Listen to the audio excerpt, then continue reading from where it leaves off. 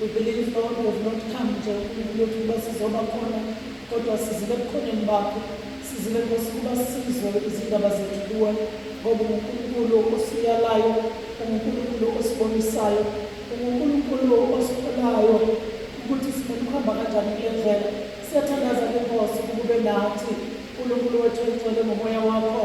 Ngiyathandaza ukuba Nkosi wenzelele thuluzi lenhliziyo yakho phakathi kwaleli bandla kusenamhlanje, ukuze Nkosi sizakuzwa kube yilokho kuvela phambi kwesihlalo sobukhosi noma kuvela enhliziyweni yakho uqobo.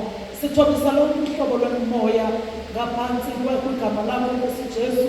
Siyakhuleka egameni likaJesu, sixosha, sithulisa, siguqisa imimoya yonke engamelana nokushinela kwezifo. Lenze liphile uNkulunkulu wethu kule ndawo, libe yileyo nkembo okhulume ngayo wathi nkembe sika uNkulunkulu wethu uhlangothi zombili. Yenze njalo Nkosi ngezwi lakho, lihlabele lihlukanise inhliziyo uNkulunkulu wethu oyingcwele, umoya nomphefumulo, umkantha nethambo. Yenze njalo Nkosi, wenzele ubuhle begama lakho ngoJesu Kristu iNkosi yethu. Amen. Singahlala phansi. uKristu uyinkosi, uKristu uyinkosi. Ngiyamthethelelake balithanda ngoba ngomile, kodwa ngenze iphimbo lami lilizwe kahle, lihamba libuye linesbehavior. Ngezinye iy'khathi libe nento nje uma lisuka ebese ngibanga osise ngibehlela kakhulu. So-ke uma lokhu kuza nje lingacabanga ukuthi ukoma, ngikliyerisha umphimbo. Haleluya. Ngenzela ukuthi ngiqonde ningazenzi la yamanzi ka-sister ana sasiphila phela ezokuyekuba abantu. Ngingaphatha ibhodlela nje kanti mina ngiyazi ukuthi linani, mhlawumbe yona into ekunika amandla okuma la. Imikhuba esontweni miningi kulesi sikhathi. Haleluya. Abangangazange-ke ngingusista, ngidume ngokuthi ngusista Thandi. Mhlawumbe abanye balikhumbula lelo gama labeke bezwe khona ngalo. Untuli-ke isibongo ngizinzeke laphaya kaSibokwe eCathedral la ngisiza khona njengomunye wabafundisi ababekwe khona. Nokho-ke I'm not full time self-supporting clergy. Ngikhona-ke ngokuvunyelwa uNkulunkulu, ngokuvunyelwa namhla ekuseni ubaba uNdaba amagosa nebandla ukuba ngibe khona kule ndawo ukuze ngishere indaba ezimnandi noma ngihole lenkonzo njengomfundisi. uNkulunkulu-ke ngiyamkholelwa ukuthi uney'nhlelo zakhe zokwenza izinto. Angicabanga ukuthi ikhona into eyenzeka haphazardly, angicabanga ukuthi ikhona into eyenzeka incidentally uNkulunkulu, kodwa ngikholelwa ukuthi konke nje okwenzakalayo uNkulunkulu usuke kwazi, ekuhlelile enguNkulunkulu. Ezweni lakhe-ke namhla ekuseni sifuna ngiyaxolisa abazalwane ningixolele ukuthi ngibuye ngihluleke, ngicela ukuthi ngizothi ngithi uma ngilandela iy'gaba zonke ey'bingelelwayo ngehluleke endleleni nibaningi kakhulu. Ngcono nje ngithi cha, uma ngithe uKristu inkosi ngathi uyabusa, ubusa kithi sonke. Haleluya. Ngijwayele ukubingelela ngaleso ngoba kimina siwu-shortcut. Ungixolele ukuthi umfundisi akasirecognize-anga, kodwa besikhona cha, you all protocol observed. Haleluya. Ekuseni-ke bafowethu ngifisa sibhekisane laphaya izwi laNkulunkulu evangelini liqeda kufundwa. Siqale kulona ukufunda ku-verse 9. Uthi-ke njengalokho ubaba engithandile nami ngimthandile, hlalani othandweni lwami. Yikho-ke ngisukume ngalolu hlabeleli othi ngithandiwe mina nganakekelwa ngingowenhliziyo yami. Into engiyithandayo-ke ngalo mhlabeleli ukuthi alisho komunye, lisebenzisa i-first person ukuthi ngingowenhliziyo yakho, alisho ukuthi ungowenhliziyo yakho, kodwa nawe uyazisho ukuthi ungokabani wena, ungeyakho inhliziyo, uthandiwe wanakekelwa. Nami ngizisho mina, nawe futhi uzisho wena ukuthi ngithandiwe nganakekelwa ngingowenhliziyo yakho. Haleluya. Ngoba sonke bazalwane sithandiwe, sanakekelwa uNkulunkulu. Haleluya. Into-ke engifisa ukuthi ngithi uKwenaba kuyo ekuseni namhlanje ukuthi-ke iyahluka le nto yothando, ngoba thina emhlabeni uthando silwazi ngendlela esilwazi ngayo, kanti uNkulunkulu uthando lwehluke kakhulu. Lithi izwi lakhe lapha ku-Isaiah chapter 55 nasemavesini ayekugcineni, imicabango kaNkulunkulu ayifani nemicabango yethu, kanti ney'ndlela zakhe futhi ziphakeme njengamazulu ahlukene nomhlaba. Izindlela kaNkulunkulu lezo ngamazwi azwakalayo, izinto thina njengabantu indlela esiyibuka ngayo uNkulunkulu akayibuki ngayo. Thina sazi ukuthi uma umuntu uthi uyamthanda kufanele uculuze. Mhlawumbe abanye abazungazi ngabakhulele emalokishini, ngizalelwe emakhaya bakithi, nginalesi sikhathi nginalesi sizulu sometimes uCuluZulu ukuculuza phela yingenkathi uthenga intwanyana ezimnandi, chocolate uthenga, sweet uthenga, eat some more, whatever, or necklace, whatever you can buy, ufuna ukuyonika lowo phela othi uyamthanda. Angithi kuyezwakala bazalwane. Into engiyithandayo-ke la ekucubuzeni kwesinye isikhathi thina bantu i-genuine love ayikho ibikho, ngoba kugcina sekuba sengathi uthando ilezi zinto esenzelana zona. Kuyezwakala.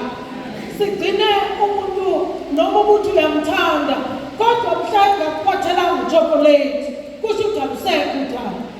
Kuyezwakala bazalwane. Mhla engakuphanga imali noma mhla elahlekelwe umsebenzi kade esebenza wayesengakhoni ukukuthengela lezi zinto akade ekuthengela zona, usengamane asale kanjalo ngoba uthando lwenu belubased kuphi? Emalini. Uthando lwenu belubased kuphi? Ey'pheni ebeniphana zona. Yithi-ke labo njengabantu. Secondly, thina njengabantu ukuthanda kwethu kuxhomekeke emehlweni ethu, kuxhomekeke ekutheni ubonani kulo muntu othi uyamthanda. Kuyezwakala bazalwane. Ngake ngikhathazeke ngiseyingane uma ngikhula ngakithi.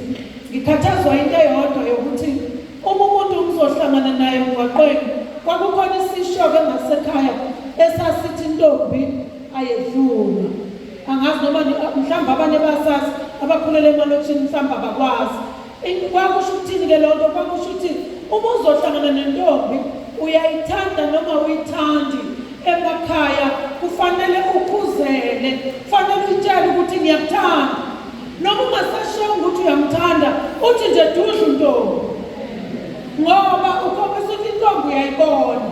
Kwakufana ne-insult uma uhlangane nentombi wangasho lutho, uyimeyili kodwa.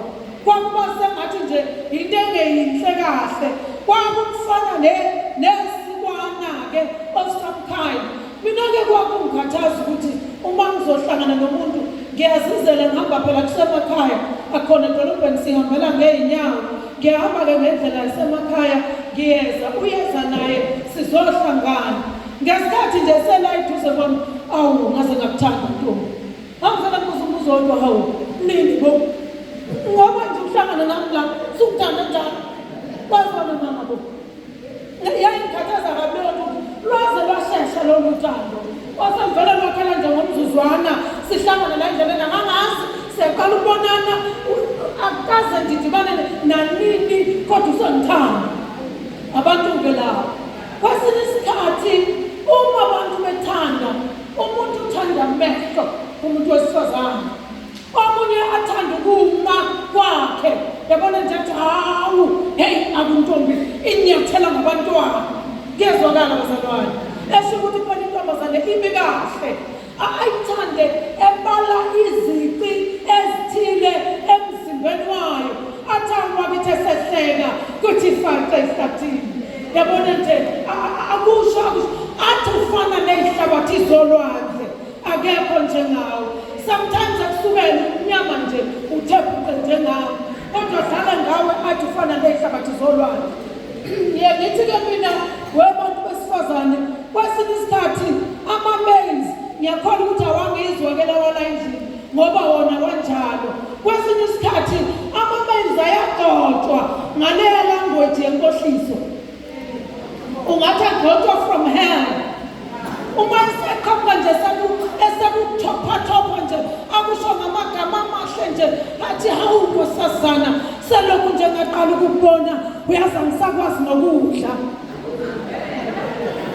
Uyakusukela njalo ubuye mphongo ubuye endishini enkulu engaka uyishaya wayivala wayithi buko, kodwa uthi selokhu wakubona mhlawumbe 6 months back lowo muntu ngabe kade wafa, ukuba kuthiwa selokhu nabonana nje akasakwazi nokulala bakwethu, akasakwazi kwenza lutho. Ngiyakithi-ke mina bagcotshiwe ngolimi ukuze bakhohlise, futhi-ke abanye ngempela kuyabasebenzela ngoba nxa eselubeke kahle walulalisa ulimi akube kusasho lutho ukuthi ubukeka kanjani ebusweni. Uma usuthole ndoda uyakuthanda, thina ngazi ukuthi mhlawumbe sadala iy'nhliziywana zethu zaba ethana zathanda ukukhohliseka. Maye siyakhohliseka bo. Uma sekubekele kamnandi suka uvele nawe ubone kahle bakithi akekho ofana nami. Awu ingane yomuntu bakithi. Uyabona nje noma usuthunywe ekhaya ntombazane yami, uma nje ngoba uDavid uthanda uyakuthanda waphinda kaningi, mhlawumbe usho once sasinase nehlukana esekhulumile kuDavid ukuthi uyakuthanda, usuqhubeka-ke ekhaya wena, heyi bakithi uThenji uyamthanda. Hawu lo liyaswahla bakithi lwensizwa kwasibantwana, uThenji uyamthanda. Ngiqinisile impela nasekhaya uyothu usuyathulwa awusezwa engabe uyathandwa wena. Angiphathi umuseko wamvuma noma ukade ungakwazi ukuthi kuyagezwa uma kuyiwe e-tuckshop wawuyidonsela nje okudonsayo uhambe e-tuckshop uyothenga isinto. Namhlanje uma usezothi athi sibani nawe uyele e-tuckshop, hawu ma ngisahlele bathrough. Hawu yayisishintshe language. Usisi kade ehambela nje ney'mbithi zakhe zayizona engenandaba, kodwa ngoba uDavid uthe uyamthanda naye wathi uyamthanda, hahle zahlangane naye bakithi ngona dlule ngase-bathroom. Ngoba uthando lwabantu lu-based kulezi zinto ezibonwa ngami ngamehlo. Angazike uma lamehlo othe uyawathanda uma ngebhadi ingasebenzeka abe nengozi bese liyaphuma iso noma lokuyakuma okuhle lesi sibuthubutwana ubusibona kahle ngozini yemoto juqimlenze le imlenze abikade ithathile kulowo muntu kusho ukuthi is over phela ngabona uthathwe imlenze kuyo kuyezwakala bazalwane noma uthathwe amehlo akhe noma uthathwe zifaca zakhe noma uthathwe intoni noma uthathwe amazinyo akhe nanke segumuka ngamazinyo umuntu esevela ngonwa isifo hayi luphelile uthando ngoba lwabantu uthando lubhekiswe kuphi bakithi emehlweni ingakho ke kubeni umthando lomhlabeleli ethi uthando lunga alunga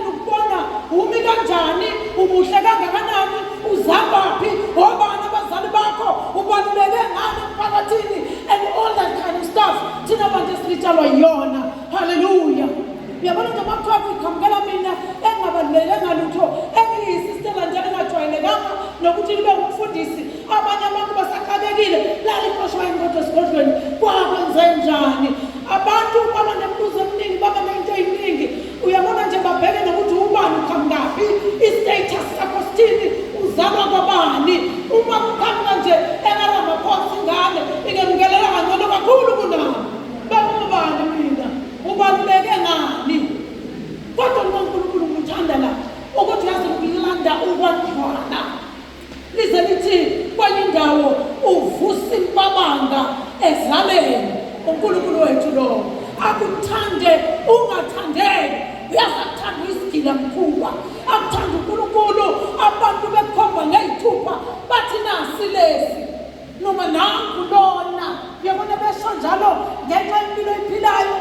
ngabantu abantu bakukhulume bakusho ngayo indlela kusho kodwa uNkulunkulu wethu ongakhethi ubuso bomuntu ongakhethi ibala lomuntu ukuthanda for who you are. Hallelujah. Olwakhe aqhubekekile ekutheni nokuzobuhle aqhubekekile ekutheni namehla amahle inganadalwe nguye ngisho ngabe kuthiwa izinhlemu ukuthanda nawo ngoba ngawakhe. Hallelujah.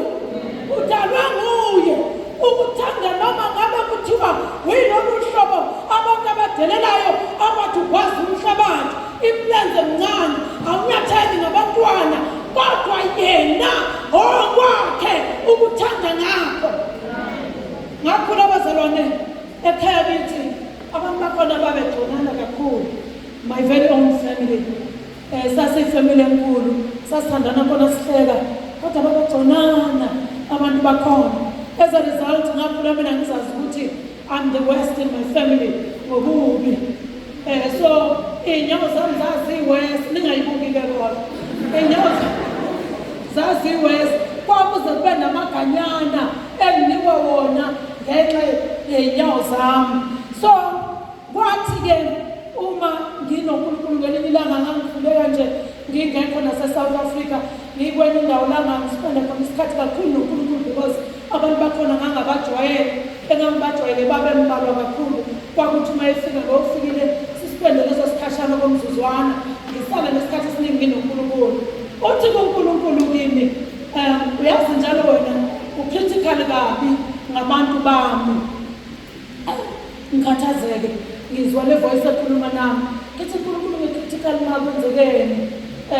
Athi wena uma ubona umuntu wami awuswele ukuthi umbiza ngasiphi isici. Angithi ngikujwayela ngakhula ngakho ngithi besibeka izici lento enekhanda elikhulu lento ukuthi lento enemiqondo le uyabona wazuphanje namagama ngenxa yesitho naso emzimbeni wakho. Hallelujah. Uma-ke ekhaya ngikhula ngitshalwa ngenyawo zami sengithi-ke ngalo mzuzu kuNkulunkulu sikhuluma naye ngithi uNkulunkulu usho ukuthi nje mina ungeke ngifangisiza nangalezi inyawo zami engakhula bengigcona ngazo kakhulu bethi zimbi inyawo zami. Wathi uyazini ngikuthanda ngenxa yazo. Wathi ngithanda zona kakhulu. Uma bengakuniki ithuba lokukubumba kabusha bengizokubuyisela njengokunje ngoba kunezinto kuwe engizazi kuwe kuphela nezaziwa yimi engayibumbanga. Ngamazwi kuNkulunkulu bazalwane akekho umuntu omubi. Mina wathi uNkulunkulu kimi ngenxa yokubacritical kwakho kubantu bakho uthi kuphenduka ngoba okokuqala mangakunika ithuba lokuthi akubumbe lo muntu njabe kunye akubumbe ungosito kodwa lo ngeke ukwazi ukubumba. Isono yozalwane ukugxeka abantu ngezipho zabo. Ningabizi ingane ngamagama ziseyigcine zikhule sesijwayele ukuthi yonini. Ngicela ukutshela abafowethu ukuthi kwakukhona ngangakuboni kuyangilimaza ngaleso sikhathi. But I remember ukuthi ngase ngihamba ngiyikhoperesha nabo bonke abantu. Uma ngeke ngabona umnyama kakhudlwana kunami ngithi abantu kusho ukuthi ngingconywana mina. Ngenxa yokuthi ngakhula ngijwayele leya nto okutshelwa ukuthi wena umuntu kangakanani, unekhanda elinjani, unemlenze enjani, uney'nyawo ezinjani. Kurong bazalwana kusho ukuthi uNkulunkulu uma engakunika ithuba awusoze ukhande ngisho umosquito wodwa lo uma engathi khanda musa kuba critical of God's people. Ngamanye amazwi ithini lento sibahle sonke kuNkulunkulu physical. Noma abantu sebekutshalile ukuthi wena nani waze wezwela nawe ukuthi wena unesifo esithile njalo uba conscious uma uphumela phakathi kwabantu ubakwazi ukuthi your God loves you as you are. uNkulunkulu-ke adlule bazalwane ekuthandeni athande kangaka aze adele the only son eyodwa nje owayenayo uNkulunkulu. And ngicela ukuthi he was the last resort. Wayesekhulumela uNkulunkulu ngezinye indlela. Wakhuluma ngabaprofethi, wakhuluma ngabantu, wakhuluma ngalokhu nalokhu, wathumela ngisho ingelosi phakathi kwabantu zakhuluma. Kodwa kwakungekho nokodwa okwakwazi ukuguqula umuntu. Wathi uNkulunkulu no, we need to do something. Ngoba kusela umuntu ngiyamthanda. Uma ngibuka umuntu emhlabeni, I see my only image. I see my only likeness. Ngibona umfanekiso wami. Ngakho-ke ngiyakhathazeka ukuthi umfanekiso wami ulimele ngoba umuntu uwele esonweni. Ngakho-ke ukuze abuyele kimi umuntu rather uthathe ubungcwele ekuqaleni manje. Jesu abuye ngasemhlabeni, wayengakabi noJesu ngaleso sikhathi, wayewulizwi enguNkulunkulu naye. Kodwa mayesefika emhlabeni sekwenzeka le process ye-incarnation, wayesezama emhlabeni kwathiwa uSawuJesu. Angithi ngiyakhumbula indaba ifike ingilosi kumele izomtshela ukuthi uzawuzala azobizwa ngegama lokuthi ubani? uJesu. Loyo wayengaqali uku-exista, wayekade exista before abantu bengakadali. Yezwakala? Yikho lokuthi weza kokwakhe kodwa okwakhe akumrecognizanga, akwazanga umbona, kodwa khona kwakungokwakhe. Yikho lokhu ethi meyiphikisana namaJuda ngelinye ilanga kufinyelele lapha ethi khona hayibo, before Abraham abekhona ngangikhona. Bengakholwa ukuthi indodana kaNkulunkulu, bethi uyiblasphema, besho konke ababethanda ukusho ngayo. Kodwa bazalwane wayenguNkulunkulu. Kwahlangana ikhabinethi-ke noma i-executive yasezulwini ithini uqobo lwayo, kwathiwa no, akasandi uJesu ngoba kahle kahle khona lento elahlekile. Uyafuneka umuntu, kulahlekile umfanekiso kaNkulunkulu. Uyafuneka umuntu ukuba uyele emfanekisweni kaNkulunkulu. Uyazi ukuthi ayikho into ekhathazekayo njengokuthi umingane izelwe kuthiwa lapha ekhaya ifane namuntu. Akunjalo bazalwane, bakhathazeka abantu kuze kufike la ngisho uyise wayengane eba nama-questions. Angiphathi-ke yonke ifamily yasekhaya kugcina ukuthi wayikhona umakoti, mhlawumbe kusafanele ukuthi ukusitshele kahle wabani le ngane. Akwabe kusababikho sici nje esifana nalapha ekhaya, yayisivele ingafuzi lapha ekhaya le ngane. Webandla likaNkulunkulu sifusephi uma singafuzanga wasidalayo? Yileso sizathu esenza ukuthi uJesu ashiye amazulu, akhumule ibhantshi lomkhosi, asukume esihlabeni sakhe sobukhosi, avume ukuba umuntu. Uyamazi uNkulunkulu esikwiza ezongena esizalweni somuntu wesifazane ukuze azalwe ngumuntu. Haleluya! Wayengeke phela amukeleke emhlabeni ukuba akazalwanga engumuntu, ngoba abafika emhlabeni bewumoya siyababalekela. Kuyezwakala bazalwane? Uma nje ungathiwa ekhaya uyuzwe nje ngesifungufungu samoya, uzwe kukhaqaleka izintsha ebusuku, ungazi ukuthi kwenzakalani. Ayikho imizamo ongayizama ukuthi kusuke lowo moya okwakho. Abekho umoya abafika beyimimoya emhlabeni abemukelekile. Ubani-ke bazalwane owafike umoya? uSathane kanye namadimoni akhe. Akanamzimba, ingakho kudinga ukuthi athole umuntu ahoste kuye ukuze akwazi ukwenza izinto. Kuyezwakala bazalwane? Kuyakubiza ukuthi lowo muntu adilivwe umoya omubi kuye, ubuhlali kuye, ngoba otherwise asizemukeli izinto zemimoya emibi ngenxa yokuthi thina uNkulunkulu wethu mayuqobo wavuma iprinciple eyadalwa nguye ukuthi kuze umuntu afike emhlabeni umele ukuzalwa ngowesifazane. Wathi uNkulunkulu, nami I'm going to squeeze ngingene esizalweni somuntu wesifazane, ngize ngiphume emhlabeni ngifike ngiyinsindiso yabantu bonke. Ngathi ke mina ngiyakuthanda uNkulunkulu wakho lapho, ngoba emhlabeni njengabantu besifazane sijwayele ukukhothela u-Eva ukuthi asuka bukani. Yingakho no-Eva wamosha ensimini yase-Eden. Bukani nje into eyenziwa abantu besifazane, sibababi sonke ngani bazalwane ngo-Eva, ngoba kuthiwa ububi bangena ngayo. Kodwa abantu abasabonanga mhla sekufika uMary owayeletha insindiso na emhlabeni. uJesu uzalwe ngomuntu wesifazane oyinsindiso yomhlaba wonke. Ngakho baduduzeka noma bakubiza ngaliphi igama, abantu besifazane bakwadelela inkosi yezulu, inkosi yenkazimulo yathuza isizalo somuntu wesifazane. Nawe umuntu wesifazane awumgcinyane phambi kaNkulunkulu, ubalulekile. Yes, bakubiza ngamagama onke. Yes, mhlawumbe wawushade kahle uyinefika nawe uyisilenda, namhlanje ubizwa ngetruck ngoba phela usumoshakele usuzalile. Emva instead kuba babonge ukuthi kunabantu abalethile kule family, usuyitruck wena usena velu, sekufuneka abanye abantu abafika. Nezwakala ngoba thina abantu sithanda ngani ngiyafika. Uma ungenayo ifika usuyitruck, awusafuneki, usungaliwa nokwaliwa, usungashiba nendlu, kuyafuna abantu abafika.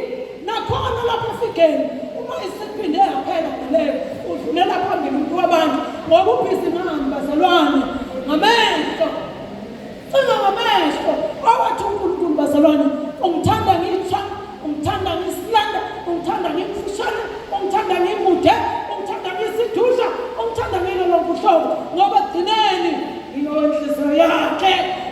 ngandongiwe, nganakekelwa, uJesu nami wangifela. Yezwakala bazalwane. Yasithanda uNkulunkulu. Yasithanda uNkulunkulu bazalwane. Uthando lwakhe aluxhomekekile. Ngakho-ke nathi sidinga ukuyibuza. Uyazi ukuthanda noma usuwonile. Athi mntanami, I'm here. I came for you. If you think you have sinned, ukwedlula abantu bonke, mina I'm here to help you as a sinner. Mina ngilapho ukulekelela noma uyisoni, bambelela kimi. Ngisele bona banjalo ukuba ngibatabule koneni, ngibabuyisele kufanekisweni kaNkulunkulu, ngibabuyisele kubabo sezulwini. Ngakho-ke sithandiwe sanakekele ngoba bakithi uNkulunkulu udele the best for himself. Ingakho nathi singakudingekile ukuba kungakhonto esimgodlela yona uNkulunkulu. Uma kukhona bazalwane, asiphendukeni namhlanje sithi uNkulunkulu sayibekela kuwe. Siyaqonda ukuthi siyasagodla ngisho umnikelo. Asifuni ngisho umnikelo endlini kaNkulunkulu because we are looking at it as if we waste ukunikela. Ukuba ngisho abafundisi ucabanga ukuthi yibo sebeyiqedile imali yakho. Hlanga ufika ababhishophu ucabanga ukuthi sebeyiqedile imali yakho. It's because I understand ukuthi wena wanikelelwa kangakanani. uNkulunkulu wakhipha the first and the last, wakhipha the best ayenakho ukuze usinde wena, sibuyisane noNkulunkulu ngakho. Kodwa wena kunzima ukuyinikela wena uqobo lwakho nje kuNkulunkulu. Umbalele uNkulunkulu, mina nje yazi mina ngisemusha kuNkulunkulu, mina ngisafuna ukugana. Ngakho ngisazobe ngithi kubabhizi kancane ekucinga ngamehlo wami. Wengane kwethu lokucinga ngamehlo imvamisa kubi yokaNkulunkulu. Ngoba uNkulunkulu akabuki ngamehlo, kodwa uNkulunkulu ubuka phakathi ekujuleni kwenhliziyo. Ebese beqhamuka bakhulume kahle esizulwini bathi ikhiwane elihle ligcwala izibungu. Ngoba imvamisa laba babukeka bebahle kakhulu, maye endleleni zangasese konakele inyawo ephambene. uNkulunkulu akaziveza inyawo ephambene. That is why noma sekusibelela ukuthi ukhethe khona umngakho azophila naye impilo yakho yonke, kuyakubiza uNkulunkulu odala abantu. Ngoba uzoyihambela ngamehlo akho phakathi uzombuka muhle kanti awazi lutho. Uzombuka egqoke kahle kanti awazi lutho. Uzombona edrayiva imoto phambili, uzozwa kuthiwa uyouth une-status, ubalulekile. Waba kuthi mshado nokushada izona iy'tifiketi. Ukuba kuthiwa abantu abafundile nabayitifiketi ushada zona ngabe kungcono kakhulu ngoba ngabe baphathana kahle labo bantu. Kodwa bawusubuka o-gender-based violence laba no-domestic violence bagcwele khona kanye. La beza khona abantu becabanga ukuthi bazathambile, unemali, unemoto, unesitifiketi, unakho konke. Kodwa kuthola ukuthi kuyayifanela nje. Mhlawumbe uzungcono lo kapteni Mjondolo ekhaya unokuthula kwakhe. Kubanga zona lezo tifiketi ukuthi usucabanga ukuthi ngcono ngoba nakho ufundile kunawe. Usuyibona ukuthi usungenza noma yini ngoba une-status emphakathini. Awubalulekanga lutho lakini, awutoya lutho. Kuyazwakala bazalwane. Into yokubeka uthando kuma-material things. Mhlawumbe zaphela lezi zinto. Mhlawumbe lezi zinto sekufaka ukuthi azizona i-missing relationship. Abese bonakala konke bathi amazulu kuchitheka bugayiwe. Uthi uNkulunkulu bazalwane lana nginithandile. Hlalani othandweni lwami. Sihlala kanjani-ke othandweni lukaNkulunkulu? Sikuthi ogcina imiyalo yami nguye ongithandayo. Yazwakala bazalwane. Hayi odanisa kakhulu, hayi ohlabelela kakhulu.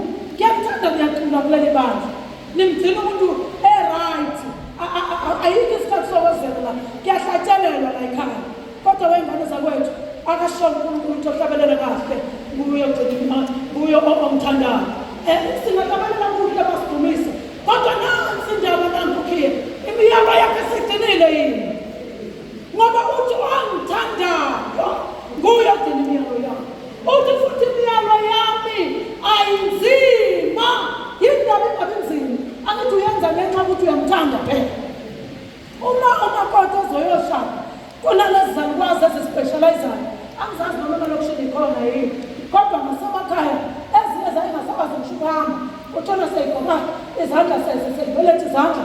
Uyeza ugogo uzwile ukuthi uyashada uMamkhize noma uMasibanibani. Uyiseyeza-ke wenza thakazi. Ulalele kahle mntanami. noma mntana uma kuthiwa laphana ubophakela nemikhosi yakhona uyiphakele.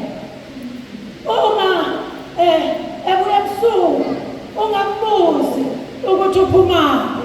Niyamuza umuntu eprepare ukuyo abuse.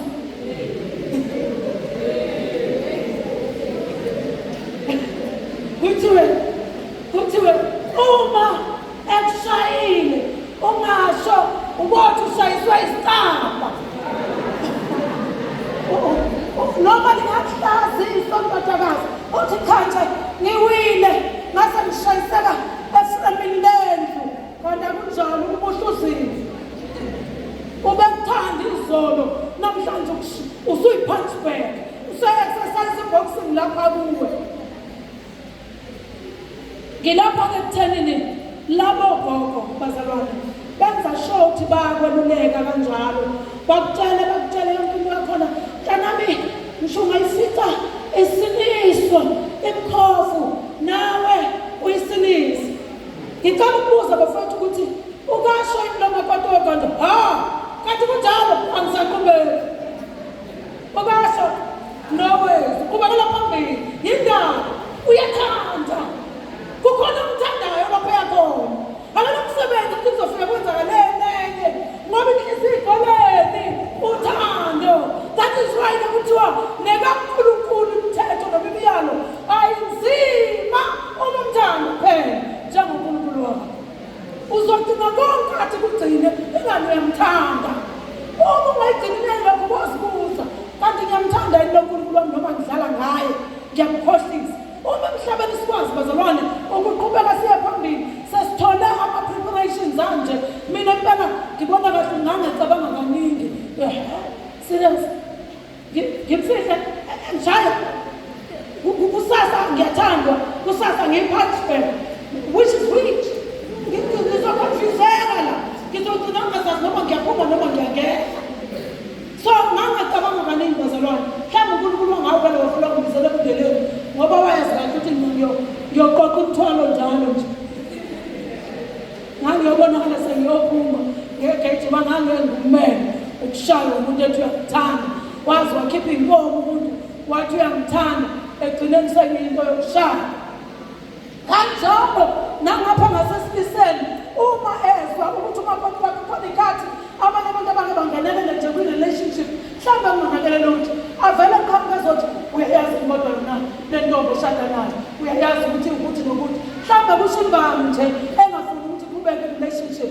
Uma ubhuti enothando lwangempela uthi I don't care what it is, ngiyamthanda ngizokushada. Kuyezwakala bazalwane yini uthando olugcwele inhliziyo. Luphi uthando lukaNkulunkulu wethu bazalwane ukuba siyeke izinto uNkulunkulu angayithandi senze lezi ayithandayo. Kuthi izitha zakho kube izitha zikaNkulunkulu, kuthi abakuthandayo kube yilabo abathanda uNkulunkulu kanye nawe. Konke kwakho kuthi uNkulunkulu ngempilo yakho yonke. Ngishaya lo mbuzo bafowethu as a challenge namhlanje. Uma simthanda uNkulunkulu ake ngifunde ngelizwi litholakala lapha lifakazelela namhlanje ukuthi ngimthandile. Hlala ngothando lwami lapha evangelini ku-14 kukhona iverse laphayana ku-chapter 14 just before this one esifundile. Uthi u-21 wakhona onemiyalo yami ayigcine nguyena ongithandayo uyakuthanda uBaba nami ngiyakumthanda ngizibonakalise kuye. Ngamazwi azwakalayo uNkulunkulu wethu bakithi ufana nathi uyakuthanda uthandwa. Ake sithi sizenza zonke izinto ebese sikhumbula ukuthi uNkulunkulu wethu uyakuthanda uthando bese siyamthanda. Simthanda kanjani uNkulunkulu? Asizi ukumncoma ngoba simboni, asizi ukusho ukuthi waziwamuhle wanehlathi ezinhle uNkulunkulu asimboni, kodwa sizomthanda ngani? Ngokugcina imiyalo yakhe. Hallelujah. Send namhlanje uNkulunkulu uzothathana yonke bakwethu ehlizweni zethu ukuthi la wazikhonza wethu imiyalo yakhe ubokwazi ukuthi you failed him in love. Awumthandi ngoba abanye bagcina namhlanje nje ukuzwa izwi lakhe abakufundi ngishizwe ekhaya. Uma eze enkonzweni mangaba uyaliphatha lona iBhayibheli lizoqala ukuthintithwa namhla ekuseni because Sunday uzozezwa izwi lakhe emva lokho sesawubona next Sunday uma ngizile enkonzweni awumasikhathi naye awukhuleki